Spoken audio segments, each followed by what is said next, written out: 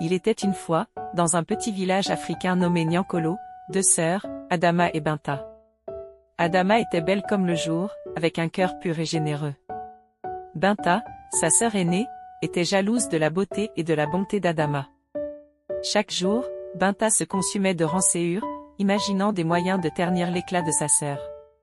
Un jour, Binta, envahie par une jalousie incontrôlable, concocta un plan machiavélique. Elle convainquit Adama de l'accompagner dans la forêt profonde pour y cueillir des herbes rares prétendument nécessaires pour soigner leur mère malade. Innocente et aimante, Adama accepta sans hésiter. Une fois dans la forêt, Binta mena Adama à une source cachée, réputée pour ses pouvoirs magiques. Mais ce que Binta n'avait pas révélé, c'était que cette source était maudite.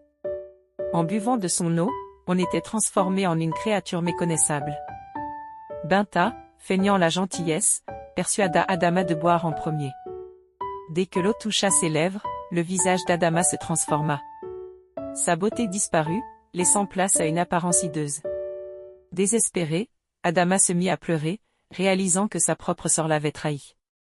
Elle s'enfuit dans les profondeurs de la forêt, trop honteuse pour revenir au village. Adama vécut seule pendant des mois, mais son cœur restait pur. Elle aidait les animaux blessés et les voyageurs égarés. Un jour, un prince en quête de sagesse traversa la forêt. Il se perdit et fut sauvé par Adama.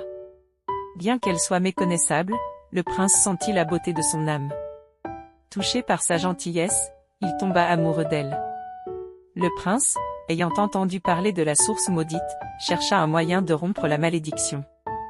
Il trouva un ancien sage qui lui révéla que seul un acte de véritable amour pouvait redonner à Adama sa beauté. Le prince, fou amoureux, embrassa Adama, scellant son amour pour elle. Dans un éclat de lumière, Adama retrouva sa beauté originelle. Le prince et elle retournèrent au village, où la vérité fut révélée. Binta, rongée par la culpabilité, implora le pardon de sa sœur.